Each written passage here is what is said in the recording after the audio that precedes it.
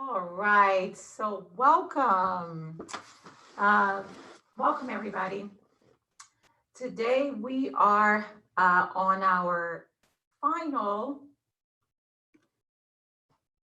final day of our 30-day redemption challenge. Today is day 10 of our 30-day journey. And for those of you who have been with us since day one, thank you. I hope that you've gotten some of the value so far from the presentations. We have covered the mind segment of our topics, and we talked about things such as finance, mind, trauma. We've covered vision, and so for hopefully for those days that you've been with us, I hope that those days were of a lot of value to you. For those of you who have missed a few days, you will be able to watch the replays both on the links and also on our Facebook page. Um, and today we are, like I say, completing our final day of our 30-day redemption. I'm sorry, not a 30-day redemption, of our mind segment of our 30-day redemption challenge. And we have a special guest with us. He is going to be talking about leveraging crisis to reconnect with purpose. And he's going to be talking about how to see the bigger picture when life seemingly comes apart at the seams. So, of course, with the things that are happening right now in the world that we consider to be a crisis, what he's going to be covering with us is how to recalibrate as you experience a crisis, and also learn how to reconnect with your purpose and have clarity. So his name is Elton Taylor, and he's a communicator, and he's going to be going over, like I said today, with us, leveraging crisis to reconnect with purpose. So if you guys help me welcome Elton. Give me 1 second here.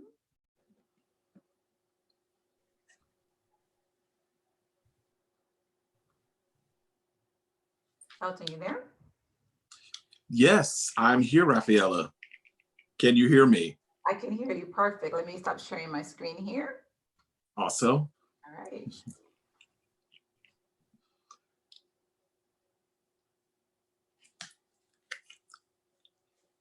fantastic. So I just jump right in. Yes. Awesome. Well, thank you so much for the introduction, Rafaela. I'm grateful for the opportunity to be here as a presenter as part of the 30-day redemption programming that is going on right now. And I tell you, now is a wonderful time for us all to be going through this process, this period of transformation. And I'm excited to be among the group of presenters who will be sharing content throughout this 30-day period.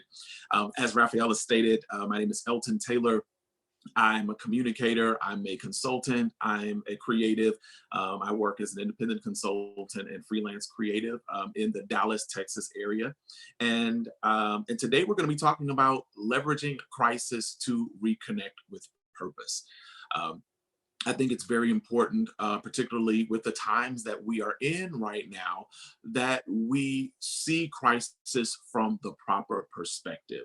We see the headlines, we receive the inbox messages on social media, we get the forwarded email messages, and a lot of times we find ourselves swirling about in media and messaging and rhetoric, trying to figure out what to believe, what not to believe, what to take to heart, what to ignore, what to receive, and what to dismiss. And so we want to make sure that as we are being exposed to all of these various stimuli, that we are maintaining the proper perspective so that we are able to not just go through a period of crisis, but to emerge from that period of crisis better as opposed to bitter.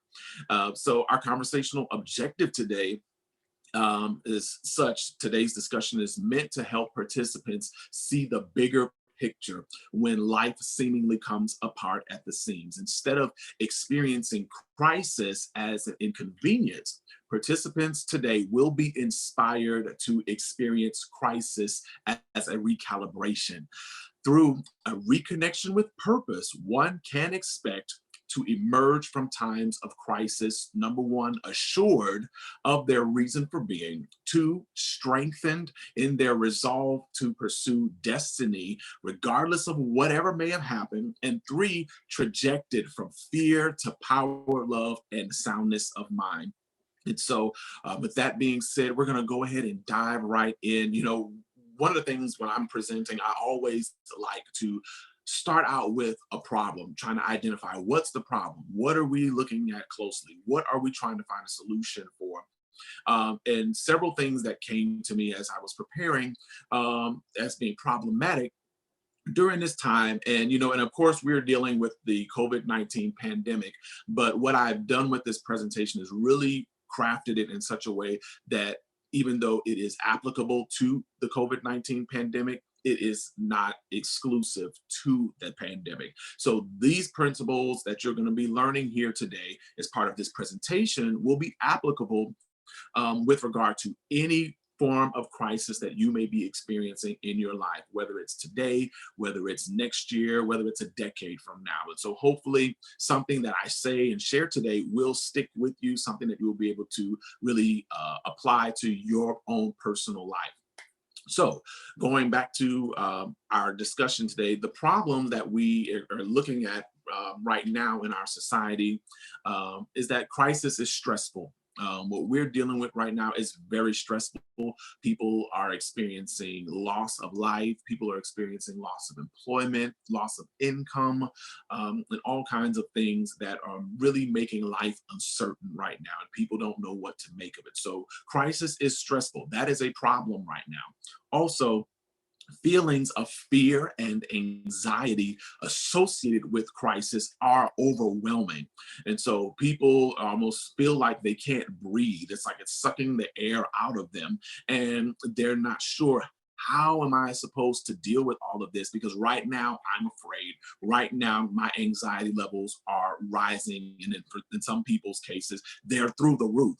Because they are so overwhelmed by the crisis that is happening around them. A third problem that I notice is that crisis is causing strong emotions to surface. And so if you are on social media and you're engaging with people that you know, as well as people that you may not know so well, you can see a plethora of emotions being manifested or expressed or displayed in social media. Everything from people being, bored, to having cabin fever and being stir crazy, to people feeling depressed that they're not able to have the social interactions that they're accustomed to, or even things as not being able to go to the barber shop or going to the beauty salon, not being able to get a massage or go to their yoga class, those kinds of things that we've become so accustomed to having as part of our lives, now not being part of our lives for whatever period of time we end up in this hashtag quarantine life.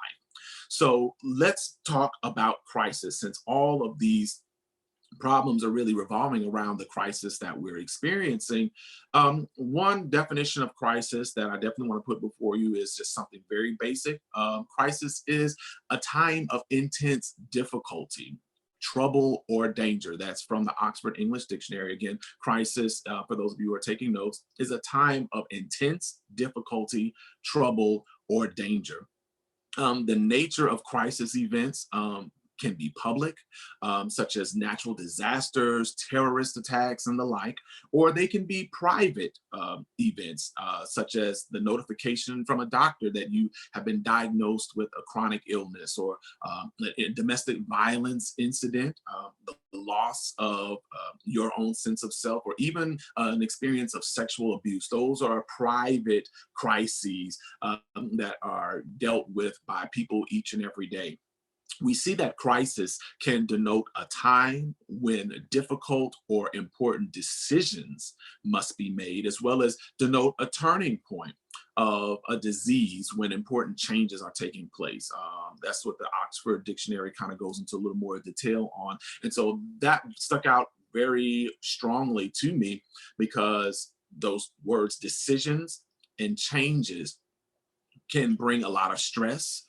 They can cause people to experience fear and anxiety, and they can cause strong emotions to surface. And so they're very characteristic of crisis. So again, crisis, we see that it denotes a time when there are difficult or important decisions that must be made. And it can also serve as a turning point in such a case of like a disease, when important changes are taking place in the course of progress of something happening. Now, in the world of mental health, we see that a crisis refers not necessarily to a traumatic situation or event, but to a person's reaction to an event. And so we definitely want to make sure that we keep that in perspective as well. It's not just the event and the occurrence, but it is the reaction that a person gives to that event that also can be considered a crisis. So the perspective that I came across in studying crisis and getting better acclimated with what we were going to present on today, the word crisis in Chinese is formed with the characters for danger and opportunity. It's very interesting because, of course, you know, the Chinese language is a pictograph type of language. So characters are drawn as images. And so the word crisis is depicted pictorially as danger and opportunity simultaneously. And it's very interesting that we have that depiction of crisis, because it gives us a clue as to how we should really perceive the crises that we deal with in our lives. There is danger and opportunity. A crisis presents an obstacle, a trauma, or a threat, but it also offers an opportunity for either growth or decline. So we have to weigh both sides of that. We can't see one without the other. You know, we can't be on extreme ends of the spectrum. We have to equally see danger as well as opportunity in order to have a healthy perspective of the crises that we encounter over the course of our lives. A crisis can sometimes be quite obvious, such as, you know, when you lose your job, or a couple gets a divorce, or if you're involved in some type of accident. It's very obvious that trauma, I'm not sorry, that trauma, but crisis has taken place. In other cases, a personal crisis might be less apparent, but can still lead to dramatic changes in behavior and mood. And sometimes those crises can be developmental. You're just reaching a different developmental stage as a human. And so moving from one stage to the next presents various forms of crisis, because now you're functioning and operating and living in a space that you're unfamiliar with. And so those are situations that are less obvious forms of crisis. So taking all of that into consideration, what we want to do is kind of give ourselves some common signs of crisis. And so I found these as I was researching, and this list, of course, is not exhaustive. So there are probably many other signs of crisis, but these are common signs of crisis that I was quickly able to find in preparation for today's presentation. Number one, and some of these may apply to you. So if this is something that applies to you, definitely make notes, because it may be something that you want to explore in your personal time, or if you're seeing a mental health professional or a therapist, that's something that you can also speak with them about as well. So common signs of crisis in your life: dramatic shifts in sleep habits. You may not be able to sleep through the night, whereas at one point you were able to, or you are experiencing different forms of bad habits with your sleep, as far as like maybe regularly occurring nightmares and things of that nature. So those are signs of crisis. Sudden changes in mood. As far as you could be very happy at one point, you could be very jovial, and then all of a sudden you have a sudden change in mood that you can't necessarily put your finger on and explain. It could also be targeted, it could also be related to, my apologies, to a crisis that you're experiencing that could be obvious or less obvious. The third common sign of crisis is withdrawal from normal activities. So, you normally would go have brunch with your friends, or go, meet someone at the park to go walking, or, you normally would take this trip that you always take every year with family, and you decide that, I'm not going to do it. I don't feel up to it this year. That could be the sign of some form of crisis in your life. Also, decreased performance at school or work. So if you see that your performance and your production in your studies or in your job have taken a dip, and they're not really as sharp as they ordinarily are, look for crisis somewhere. Also, neglect of personal hygiene. You may say, like, oh, I don't feel like showering, or oh, I don't feel like brushing my teeth, or dealing with my hair and all that kind of stuff. And you ordinarily would do that or enjoy doing that, and you feel that, I'm just not into it today. There could be some crisis that is manifesting or that is apparent in your life. And then lastly, changes in weight. If your weight fluctuates, and you find yourself, I'm this size, and then over a matter of weeks or maybe a 90-day period, you find your weight dramatically changing, and you're not necessarily exercising or dieting. There could be some form of crisis that is affecting your weight, because it could be affecting your desire for physical activity that you would ordinarily do, and it can also affect your appetite as well. You may eat more than you normally would, or you may not have much of an appetite and eat much less, and it shows up in a change in weight. So now we've got some common signs of crisis that we can kind of use as just very simple general reference points that many of us can relate to. And I'll be honest, even with my own self, I've experienced all 6 of those in my life at some point. And there have been some cases where I've experienced all of those simultaneously. And so it doesn't make you a good person if you haven't experienced it. It doesn't make you a bad person if you have. So don't beat yourself up if you find yourself in this situation. Use it as a marker to help you identify that there is a crisis that needs my attention. And I cannot ignore these signs and expect to have a life that I enjoy. So now let's look at crisis as recalibration. In the context of this discussion, I love words, so I love giving definitions. Calibration means to adjust precisely for a particular function. There are multiple definitions of calibration, but in this sense, we want to focus on the definition to adjust precisely for a particular function, because again, we're looking at purpose as it relates to crisis.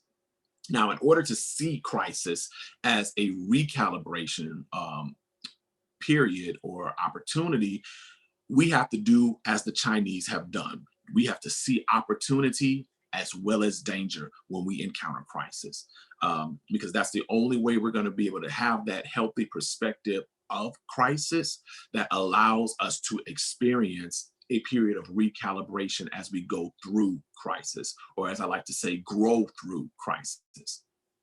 The time of intense difficulty, trouble, or danger that we identify as crisis can only serve to adjust us if it's seen as an opportunity to reset us for a particular function. And that particular function is your purpose. I'll say that one more time for those of you who may be taking notes. The time of intense difficulty, trouble, or danger that you identify as crisis can only serve to adjust you if it is seen as an opportunity to reset you for a particular function or for a particular purpose. So, what does purpose have to do with crisis? Purpose is literally the reason for which something is done, something is created, or the reason for which something even exists. It's your basic definition of purpose. It's always going to point back to the reason that something is done, created, or even exists. Purpose is where, as an individual human, it's where you find meaning, what you want to do and what you want to contribute. Again, what you want to do and what you want to contribute. That all helps you in finding meaning to your life.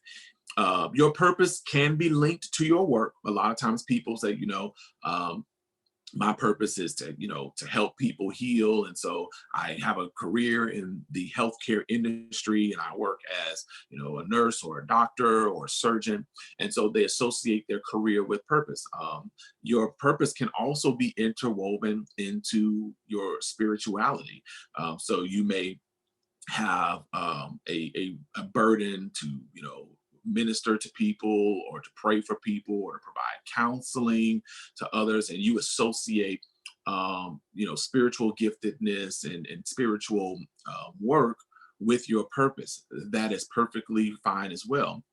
But what we want to also take into mind is that your purpose is indeed broader than your job or even your spiritual health or what you do in the spiritual sense for other people. Your purpose goes to the heart of what you value and who you are. That's very important to write down. Your purpose goes to the heart of what you value and who you are. Research studies have shown that having a sense of purpose can improve your physical health.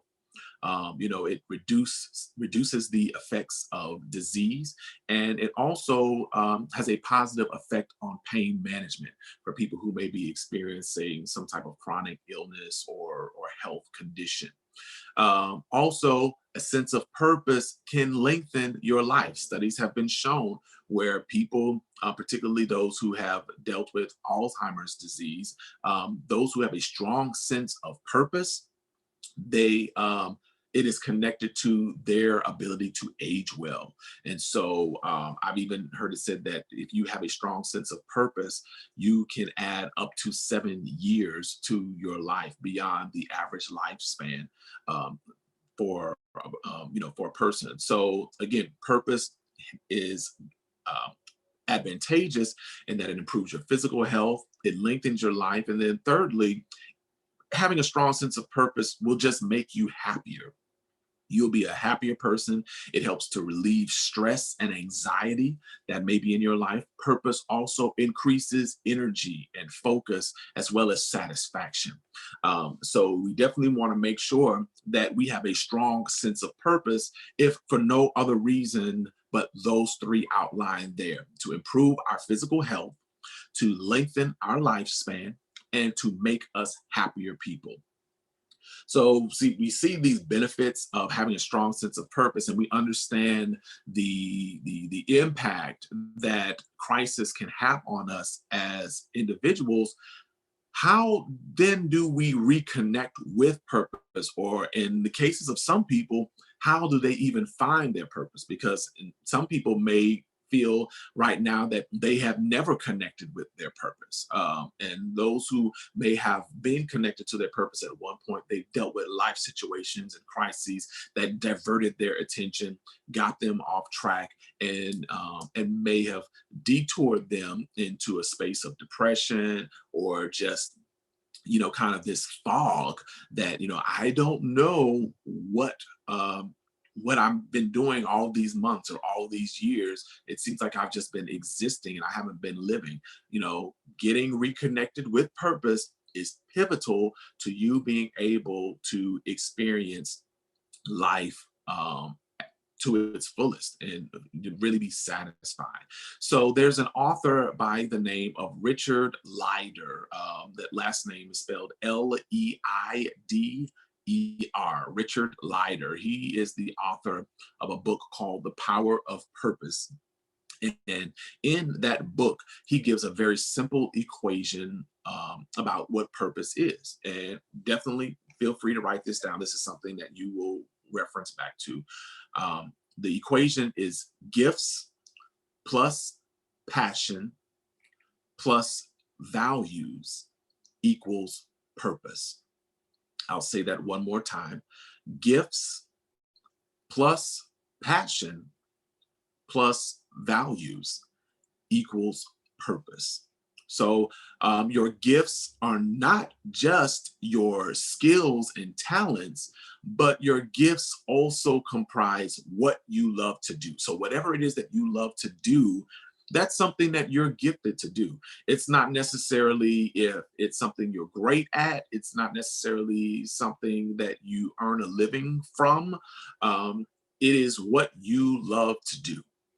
Your passion is something for which you feel a deep curiosity and interest.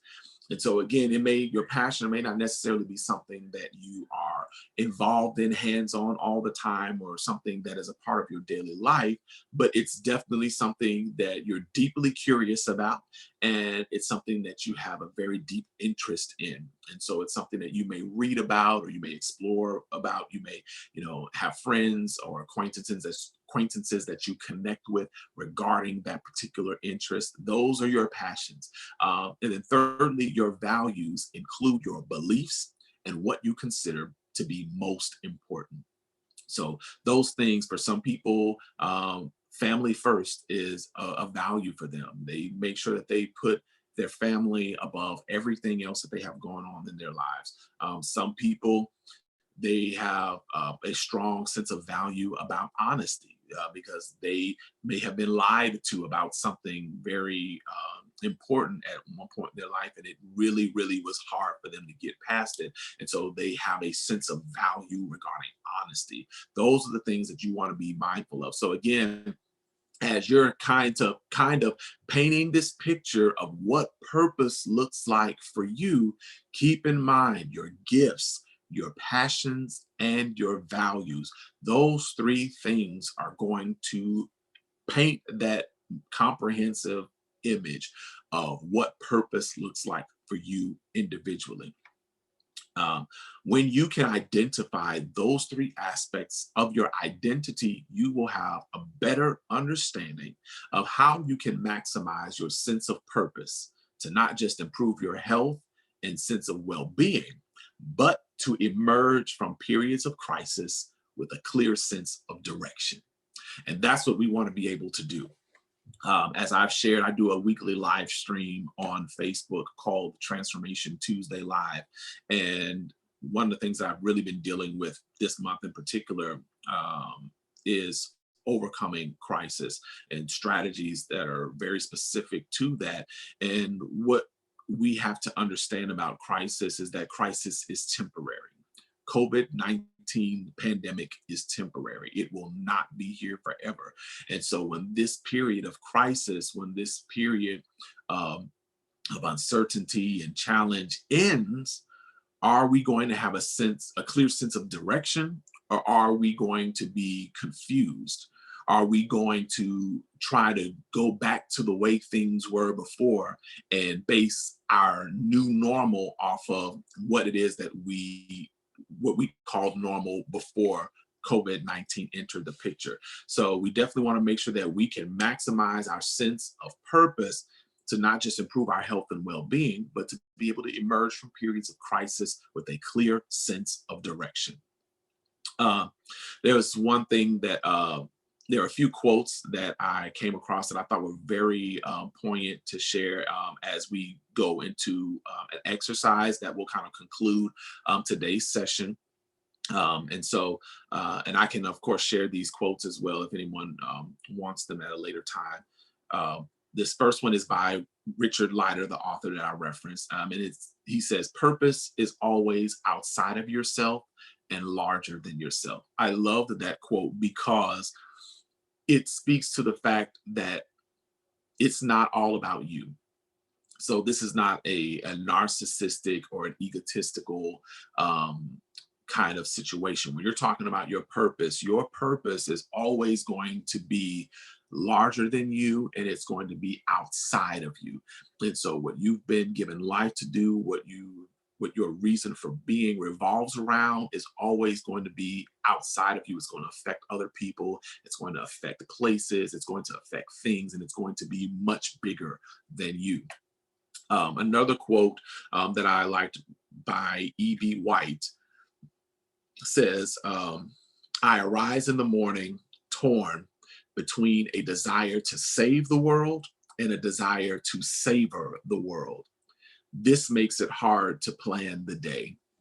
And I think that's a wonderful way to look at a fulfilled life, is that you know that you want to save the world, and you know how you want to save the world, but then you also want to savor the world, and you want to enjoy the world and life and all that comes along with it. And you're literally so excited about life and living that you are torn between the two. Do I save the world today, or do I savor the world today? That's the mark of someone who has a firm grasp of their purpose. And thirdly, it's a quote from Richard Leider. He was talking about this gentleman named Viktor Frankl, who was the author of a book called Man's Search for Meaning. And so Richard says of Frankl, he was in a concentration camp. And what Frankl explained was that when people lost their reason to get up in the morning in that concentration camp, they were dead within 24 hours. And that's a very powerful statement, because as many of you know who have an understanding of, the Holocaust experience and being in the concentration camps, it was very traumatic. It was, crisis to the greatest degree. It was, it's very similar in intensity to what Black Americans experienced, and the ancestors of Black Americans experienced through the slave trade in colonial America. And so having a reason to get up in the morning is very, very important, because if you don't have a reason to get up, then it's like you die inside. And we want to make sure that that is not compounded by crisis, because all crisis is going to do is intensify that, expedite that, make it happen, in some cases more tragically than just dying on the inside. It could lead to suicide. It could lead to a number of different things. So we want to make sure that we use this time of crisis to reconnect with purpose, so that way we are emerging from crisis with a clear sense of direction on how we are going to not only live but enjoy life. So here's an exercise that I want you to do, and you can write this stuff down, and I'll also provide a graphic for Rafaela to share with these questions on it. But the idea is you just want to sit down and without distraction, write honestly your answers to this series of questions, which are adapted from the Life Map Guide from Richard Leider. So the first question is, who am I? Very short question, but very complex question. And sometimes it's hard, but give yourself time, give yourself space, give yourself grace to answer that first question. Who am I? The second question, what do I have to contribute to the world? Again, what do I have to contribute to the world? Definitely take a long, hard look at everything that you bring to the table. Your gifts, your passions, all of that stuff that we talked about earlier. Take a good, hard look at that and say, this is what I have to contribute to the world. This is what I have to offer the world to make the world a better place, or to leave the world in a better shape than I found it. The third question, if I only had 1 year left, how would I spend it? And so that definitely helps you to pinpoint and focus and just hone in specifically on what is important to me right now if I knew that I only had 12 months to live. That allows you to really declutter the mind, absolve yourself of unnecessary commitments and obligations, and to get a very clear picture of where your time, your talent, and your treasure should be allocated for you to feel most satisfied with your life. So we said the first question was, who am I? The second question is, what do I have to contribute to the world? And the third question is, if I only had 1 year left, how would I spend it? The next question, number 4, what are my core beliefs, morals, and principles? Again, what are my core beliefs, morals, and principles? Again, this goes back to what we were saying earlier about values, the things that you value, the things that are most important to you, those ideas, those concepts, those philosophies that really define how you see the world and how you interact with the world and how you expect the world to interact with you.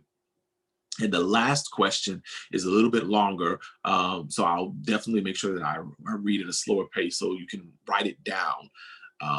Number 5, in what moments in the past week have I found myself completely engaged in and focused on what I'm doing without stress or distraction? That's a very good question. I'm going to, of course, read it again so those of you who are writing can get it. In what moments in the past week have I found myself completely engaged in and focused on what I'm doing without stress or distraction? And I love this particular question because a lot of times the stresses and the distractions are what get our attention the most. We find ourselves giving all of our time and energy to what is frustrating us, what's getting on our nerves, what has us upset, what has us emotional, and we never take the time to really give ourselves and our thoughts over to, what did I do that there was no stress, there was no anxiety, there was no distraction. I killed it. I knocked it out of the park. I excelled at it. Those are the things that you want to be mindful of, you want to make note of, because they are pointing in some shape, form, or fashion to your purpose. And that's something that you really need to connect with. So in doing this exercise, allow yourself to write openly and honestly for as long as you need to come up with the answers to these questions, because by doing so, that's what's going to help you discover your gifts, your passions, and your values, so you can come down to that ultimate picture of what your purpose looks like. Also, again, be graceful towards yourself, exhibit self-love, because there basically is no right or wrong answer when it comes to answering these questions. So don't feel like you have to say certain things that would be pleasing to your family, or pleasing to your spouse or partner, or pleasing to your spiritual leaders or anything like that. There are no right and wrong answers. Be honest, be open. Because your answers to any of these questions can change throughout your life. So that's why you need to be honest, but then that's why you also need to be very non-judgmental about the answers that you give, because you may not feel this way 5 years from now. You may not feel this way, 5 months from now, but you have to give yourself the space and the grace and the latitude to be able to change as you become more aware of your gifts and your passions and your values. Also, even as you initially work through this exercise, you may need to take some time and reassess your responses to the questions a few times over a period of weeks. So, again, don't take it like this is an exercise that I do now and it's going to stick for the rest of the year or my life or whatever like that. Give yourself time, give yourself a few weeks or whatever before you come to some really hard conclusions, because once you come to those conclusions, you're going to have to make some decisions about how you're spending your time, how you're allocating your energy, and so on and so forth. It's okay to see this as a process of you coming to understand your own personal purpose in life and reconnecting with it whenever crisis enters your life. So this is also a very good exercise to do over time, every time you experience some type of major crisis, because again, it's bringing you back to what's important to me, what should I be focused on, where should my time, talent, and treasure be allocated, so that way I'm enjoying my life and I'm feeling fulfilled and satisfied. So in the weeks and months following this exercise, strive to stay mindful of your attitudes and feelings during the day. Reflect upon the times when you feel fully alive, as I said earlier, as opposed to the times you feel least like yourself. Those times when you're just killing it, you're nailing it, everything is flowing and you're moving. Make a note of that. Write down what it is that you were doing, so that way you can just get a little bit more understanding about your purpose. This process of self-discovery will help you move closer to your own reason for being, closer to you understanding that, which can have a powerful effect on your health and well-being, even in the midst of crisis. So this is one of the great tools that you have at your disposal that you can use, so that way when you're experiencing situations that for the average person, it seems like life is being pulled apart at the seams, life is falling apart, everything is crumbling. Yes, everything around you is crumbling, and it's stressful, it's distracting. But even in the midst of that crisis, you can experience a very powerful advantage and effect, because you now know how to reconnect to your purpose and emerge from crisis with a sense of direction. And so as we kind of move into the discussion Q&A portion of the presentation, that's pretty much all I have to share with you. But as we kind of talk about this, I would love to be able to hear from some of you who are viewing today. How are you seeing as you're emerging from crisis, reconnected with purpose? How do you see yourself being reassured of your reason for being? How do you see yourself strengthened in your resolve to pursue destiny, regardless of what may have happened? And how do you feel trajected? How do you feel, like you just been pulled back in that slingshot and you just being shot from fear to a space of power, love, and soundness of mind through reconnecting of purpose? So that is it for the presentation. I'm going to go ahead and turn it back over to Rafaela so she can begin the Q&A portion. Thank you all so much for your attention. I'm looking forward to fielding your questions. Thank you so much, Elton. That was fantastic. It's a great reminder that purpose kind of helps us, get out of bed in the midst of the chaos and the crisis that we're experiencing right now. At this time, does anybody have any questions for Elton? Anything that you need to either clarify what he kind of went over? Okay, we do have a question. I don't see your name, but you're going to mute yourself.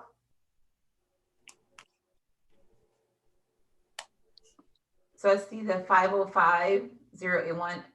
You have a question?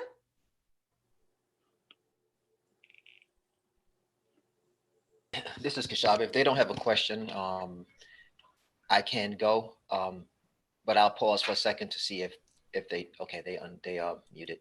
Yeah. Well, Elton, thank you for the great presentation, and thank you for taking the time to put together such an informative presentation. Especially the timing couldn't be any better. And so I wanted to see if I could throw some questions your way. I have about 3, but I'll do one, and then you can give us a chance, and then I'll come back.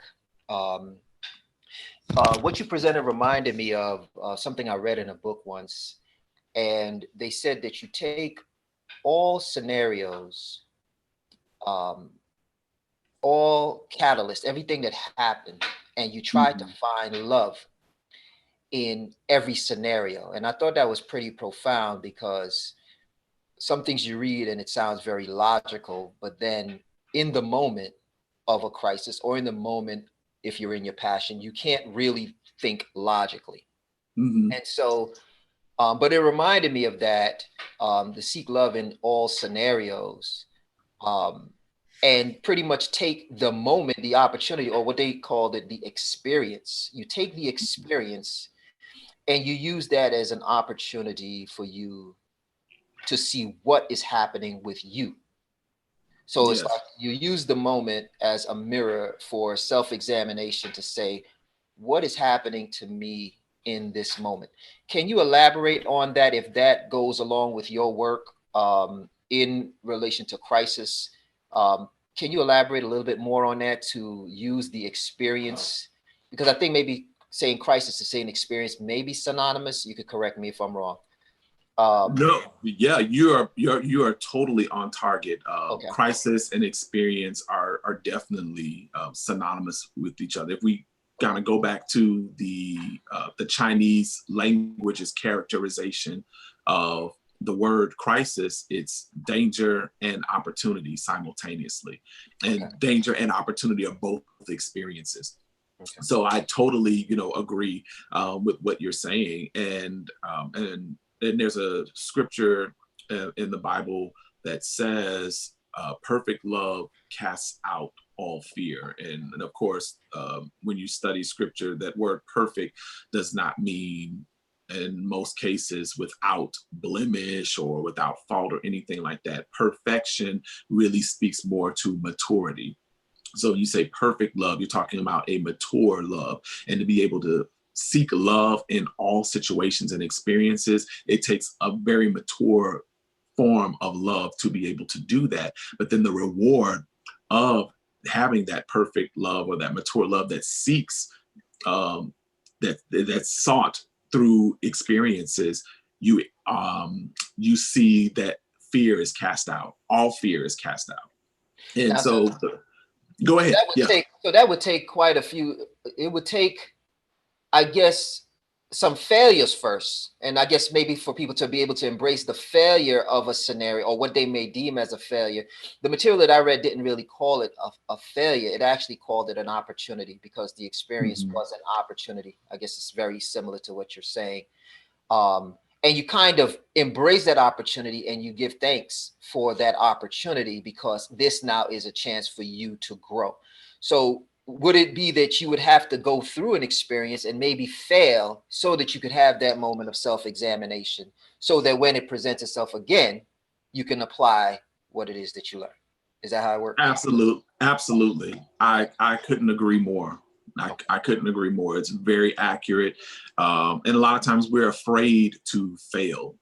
That fear of failure will cause us a lot of times to avoid experiences that could really teach us about ourselves. Because again, we don't learn about ourselves until we're put in a position where we're afraid. Because when you're afraid, you don't really know, okay, am I going to fight or am I going to run? What decision am I going to make? And so we learn a lot about ourselves in moments of fear. And so we can't run from fear, but we have to face fear and be open and willing to learn, what is this fear teaching me about myself? The beautiful thing, and thank you for that. The Mhm. beautiful thing in that reading is that paradigm shift of focusing on the experience helped to take away from focusing on the catalyst. Mm. Just a short example, I remember my personal experience. I had a boiler issue, not a boiler issue, a hot water tank issue in a house. Mhm. And when I called the service provider, he came out, and the first thing he said was, "You have to replace the hot water tank." Mhm. But that's a $900 scenario. Then I told him, "Is there anything else that can be done on this hot water Mhm. tank? Maybe the electrical coupling, something can be done." Mhm. And he said, "No, you have to replace the hot water tank." And he never followed up. Mm. The next day, I called someone else, and they said, "No, these don't even." The next day, I was able to get the boiler working without the $900 payment. Okay. And I remember applying that experience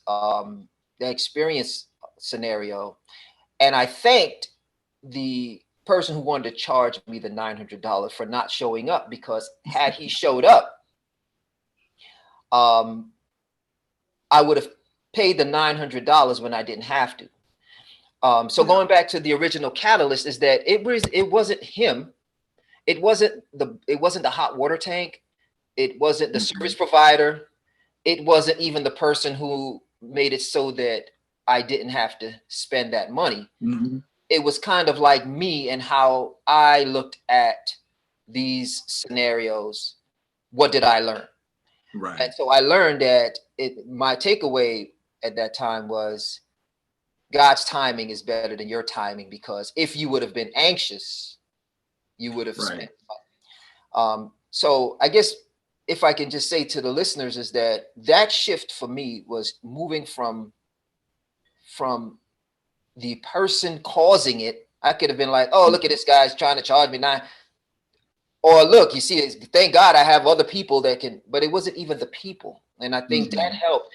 If you could remember, it helps to not get caught up in the people and not get caught up in the scenario, but get caught up in the experience so that you can see yourself and use the experience as a mirror.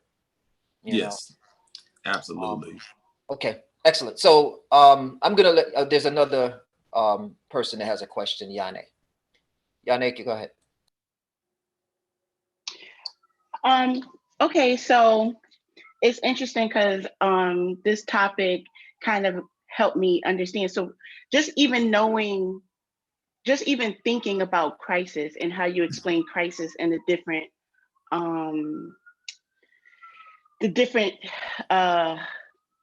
byproducts of crisis and how it affects us, it kind of opened up my mind to something, because I'm an entrepreneur. I've had my own business for 5 years. And when I look back at myself 5 years ago, there's things that I missed. There's positive things that I missed. But because I didn't recognize, the stress of running a storefront for the first time, the stress of hiring employees, I never looked at that and said to myself, hey, maybe this is a small form of crisis for you. And maybe this is why you're lacking in some of the more positive things that you were doing before. So my question is, and not only that, but like as an entrepreneur and just people working everyday life, we're always busy. We're busy. And it's one problem. You move from one problem to the next problem to the next problem. And it's just, ongoing, you don't stop. So what is something that, I could do to stay grounded in some of those things that are good for me, or that I love to do before? What is something that can keep me grounded in those things so I don't lose those things as I continue to stay busy, continue to, be an entrepreneur and do all those, all these things that kind of distract us or create the crisis experience in us? Yeah, that is a great question, and there's several ways that I want to approach. So hopefully I can do this with the amount of time that we have left, because I think it'll be very helpful to you and some others who are watching also. So when we looked at that equation that Richard Leider provided on purpose, gifts plus passion plus values equals purpose.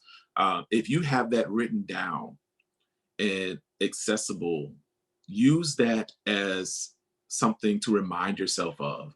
If it's something that you can, put inside of your planner, or maybe have an image that you can have in your phone that you can reference that has that stuff in there, refer to it often. Because, you always hear the adage, out of sight, out of mind. And so if you're seeing it, if you're reading it, if you're saying it out loud to yourself and say, these are my gifts, these are my passions, these are my values, this is, this all equates to who I am and, and what I enjoy, then from there, you have awareness. So that's the first part, is you have to have an awareness of these things, because if you don't, then you'll kind of just go through life. And like you said, going from one thing to the next, and then you just, end up in this whole other direction. The second thing is you have to be intentional with your awareness.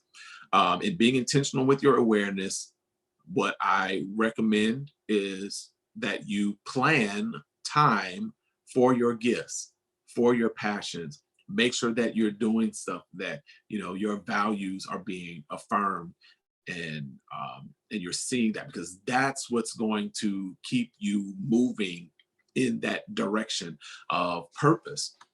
And so if it's, you know, if you have a passion for, you know, for dance, then, you know, figure out what it is. You know, is that taking dance lessons? Is that, you know, getting season tickets to, you know, the Black Dance Theater or something like that? I don't know what that looks like, but making time for your gifts, for your passions, and for your values is going to keep you in line with your purpose. So that way you're not swept away. So that way who you are and what you enjoy is not swept away by all the distractions, all the cares, and all the concerns that come across your day, particularly as an entrepreneur. Thirdly, in being intentional about your gifts, passions, and values, also pare down your day. A lot of times we'll have like these laundry lists of things that we want to do, and it's stressful. You know, I mean, if you look up and you say, I've got a list of 15 things that I need to do, you're already stressed before you walk out of the door, because you're trying to figure out how in the world you're going to do that. Realistically, you are only going to accomplish about 3 to 5 things a day. And I know a lot of people don't like to hear that, but I'm telling you, it will make a huge difference in how your day goes, how your week goes, how you function, you know, at work, at home, and so on and so forth. You ask yourself, what are the 3 to 5 things? And I normally refer to it, particularly with my friends and family, I call it my 3 to 5. What are my 3 to 5 things that I have to do today to feel like I have accomplished what I set out to do? And some days you're going to crush it and knock out all 5. Some days you may not get any of them done, given what you have to face, because again, when you wake up, your feet hit the floor, you have no idea what kind of phone call you're going to get, what email is going to hit your inbox, what type of, you know, notification you're going to receive. So position yourself to where you can maximize your day and be as stress-free as possible by saying, okay, these are the 3 to 5 things that I'm going to work towards today. And then you just make that. And a good habit is to make that list before you go to bed at night. So that way your mind is already honed in on those 3 to 5 things. And then as you sleep, you're hopefully in your conscious and subconscious, you're kind of mulling that stuff around. And then so you're waking up in the morning, energized, ready to tackle that list of 3 to 5 things. And then also being open and flexible to whatever kind of comes your way. So that way, if you have to switch some things, tweak some things, and move some things around, you can do that without feeling overwhelmed. So hopefully that answers your question. Yes, that was great. Thank you. You're welcome. I see that we had a call from Rel. Rel, did you have a question? Or the hands was up before? Yeah, I had a quick question, but I didn't want to, I know, due to time. But anyway, thanks, Kashaf, and thanks, Elton, for this valuable information. It's my friend Darrell. Elton, so, you know, I am getting very upset about people saying that I'm bored. Mm-hmm. For some reason, I can't see boredom in all of this. So I need help. Like those that are close to me and family members and everything, I'm seeing their gifts because I'm a person who always finds strength in people and find the good. So I'm finding all these gifts like, okay, daughter, you know, you can sing, write some songs, you know, you do hair, makeup well, you know, write some things down and start a little book or do a blog, start your blog, or you know, do some live FaceTime, or she's younger, so Instagram or something like that. And you know, some of my other family members, look, you know, you're an author already, and you're an artist, do this, that, and the other. But everybody, they don't hear you, and maybe because they're very close to me. So, and you know, you read social media. To me, it's just like, how can you be bored, man? I just found, you know, one of my books, The Alchemist. I never finished that book, and I just unpacked it and said, I'm gonna finish this book. You know, that I have like every day, like you were saying, 3 to 5. I have 3 to 5 things that I need to do. And you're right. I may only complete 2 things. So what do and speaking with people, which I do all day, that's part of what I do in life anyway, to help shepherd people from one point to another during times of transition or shifts, giving them resources. So what can I do to encourage those that are around me that are saying, I'm bored during this time? I think for some people, and I agree, I've seen all manner of social media posts where it is just like, wow, it's like, this is an amazing time. This is such an amazing time. And I can't understand why anyone would be bored. and I don't want to be rude, about it, because I definitely want to be respectful of people's, personal feelings regarding how they choose to cope with what is going on. And so what I believe is maybe the safest and healthiest way to kind of confront that boredom is literally kind of using that equation that Richard Leider provided, helping people, identify their gifts and their passions and their value, and then maybe kind of just giving them that bit of extra encouragement that just says, wow, you really could do something with this. Have you considered XYZ?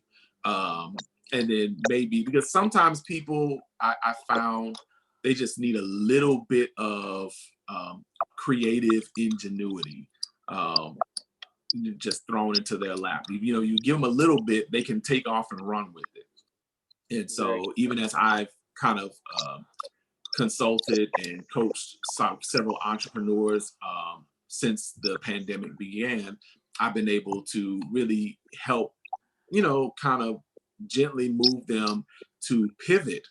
And, they're trying to figure out, how am I going to do this? How am I going to do that? My business is set up this way, and, I don't know what I'm going to do to keep my doors open or keep my business going or whatever, that kind of thing. I say, okay, well, this is what you have. Have you considered pivoting in this direction over here and doing that? It's very similar to what you're already doing. It's just a different presentation of it. And, and it's funny, they're like, I never even thought about that. But it kind of goes back to what the previous person was saying when she was on about, when you're that entrepreneur, you're just in there, you're dealing with everything day in and day out. What I find is that you're so close to what you're doing, it's hard for you to get the bigger picture. And so I love the idea of having, mentors, having coaches, having someone in your life that can really look at what you're doing from the outside looking in, as opposed to from the inside looking out. Because like, as a consultant and as a coach, my point of view is going to be completely different from the business owner, because I don't know anything about their business. I don't know. So I tend to ask questions that they don't get asked, and they were like, oh, I never thought about it that way. So maybe that's a good way of kind of helping your family really tap into their potential and really reconnect with purpose and get that clear sense of direction right now in the midst of the pandemic. So when the pandemic is over, they're not playing catch up. Right. Thank you so much. Thank you, Oh, Ralph. yes. Okay, we're going to go over just a little bit because we have another question, and I just want to make sure that people get a chance to express themselves. So we have another question from Estella. Estella, can you unmute and ask your question? Yes. Hi. Okay. So, Hi. so as I'm listening, I'm a person who, I believe in gifts and passion and our values, and all these things make our purpose. And so with our purpose, I also feel like it's something that can be given to us through, through generations, and, seeing our mothers, our parents doing certain things that we grasp to be our purpose. And so as I reconnecting with my purpose and learning what I like and what is my gifts and my passions, there were certain things and gifts that I was able to learn from my mom. But certain things when it comes to learning who I am and God and my spirituality, I also feel like there's been like that yearning desire to help others and to, you know, to minister to others, to teach and preach and help people in that way. So, but for a while, I've been allowed myself to be put in a box and, you know, learning different religions and, you know, hearing this and what God and, you know, religion versus your spirituality. And so I felt that there's like a burning desire that I can't just be put in a box, in a religion, and that my spirituality is beyond, or my yearning is beyond religion, and what I should be and that's part of my purpose, to help others. And so in trying to understand my spirituality and not being put in a box when it comes to religion, you know, I have that desire of being an entrepreneur, but in a religion that doesn't really go, you know, go hand in hand. That's what, you know, has been taught to me. And that's something that I'm learning. So I'm trying to figure out how, with having this burning desire, it's kind of like that quote you said about, you know, having, you want to save the world or you want to save the world. Yeah. So I wake up and I have those feelings every single day because I'm in the health field. I want to help others. I'm so used to doing this and doing that. But now it's kind of like we have to sit and just not necessarily sit, but we're in a pause, or we're in a, you know, we're in a different moment right now. So Absolutely. with that burning desire, I'm like, how can I use my spirituality to really, you know, unbox myself Sure. from the things that's been passed down. Yeah, and it's that, I mean, that's very poignant, because a lot of times, as you stated, religion or denomination, you kind of become subject to the theology of that sect of people. And it's not necessarily the Bible or whatever holy writ that group ascribes to, but it's their belief system. It's part of their culture, the way they see the world. And when you kind of expand beyond that, in some cases, you become a problem to the establishment, because now it's like, well, so what we've been teaching you and what, you know, that's not good enough anymore, you know, because it, and the thing is, it's not that it's not good enough anymore. It's just that you, in becoming more aware of your spiritual giftedness and what you've been given to offer the world, you have to be in an environment that nurtures that, as opposed to tries to suppress that, and in some cases cast doubt on that. Because a lot of times, you know, it's human nature. We cast doubt on anything that we don't understand. And so the minute you begin to speak about things to people that they don't understand, then they try to project their doubts, their hesitations, and their fears on you. And the thing is, you're not necessarily fearful or hesitant or doubtful concerning it. It feels very authentic and genuine and real to you. But because it doesn't resonate with them and they begin to project their fears, hesitations, and doubts on you, then you start second guessing what it is that you really feel called to do.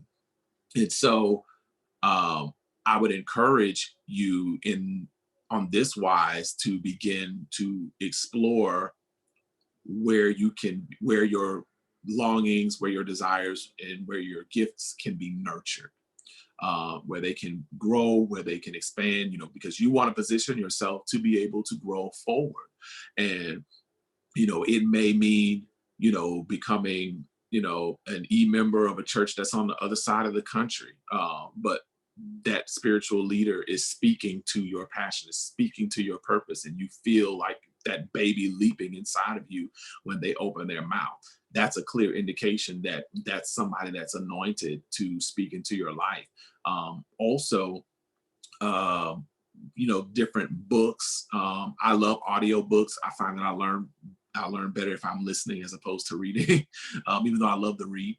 But then also looking at coaching opportunities. There may be a coach or a mentor who can really pull that out of you, help nurture you, and kind of guide you in the right direction, so that way you are that you're, fulfilling purpose and that you're enjoying the process, as opposed to feeling like you're being crammed into this box that doesn't fit you any longer. Like it once fit you because you didn't know anything else, but now that you've grown, you've matured, you're, developed further, it's like, okay, I need more.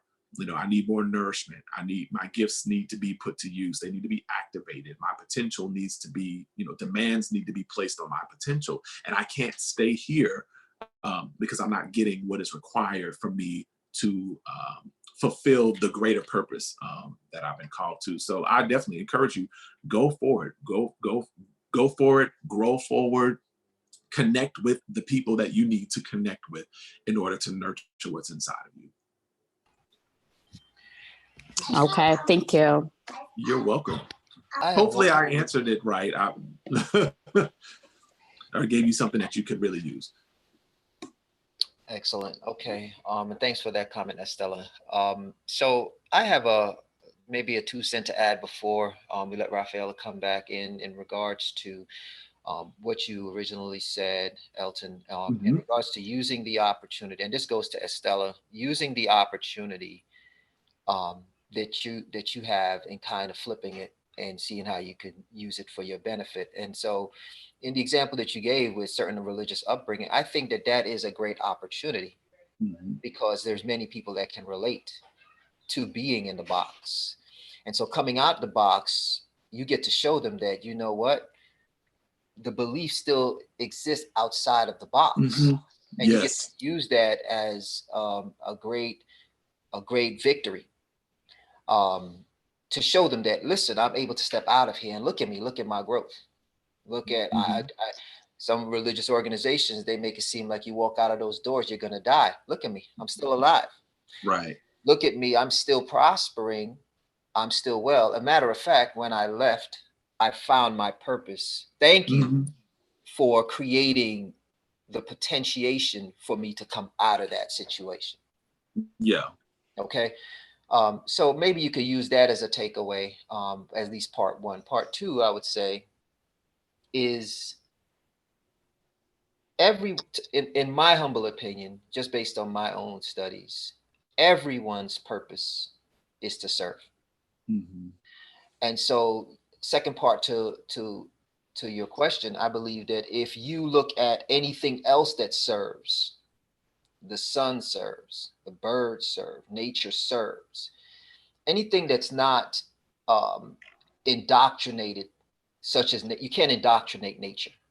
Right. But nature serves, and nature serves everyone. Nature is not boxed in. And so if you look at that as an example and you look at, I'm going to live a life of service, however, I'm going to serve using my particular gift. I think you could do that in any environment, just like the sun could be in any environment, just like nature could be in any environment. I believe that if you are able to look at your life as service, you can serve even within the same boxed in environment that you're in. You're just going to use that as your opportunity to serve. Right. So I don't think you lose. I don't think you lose no matter where. They could put you in a house. They could put you in a church. They could put you in a mosque. They could put you in a temple.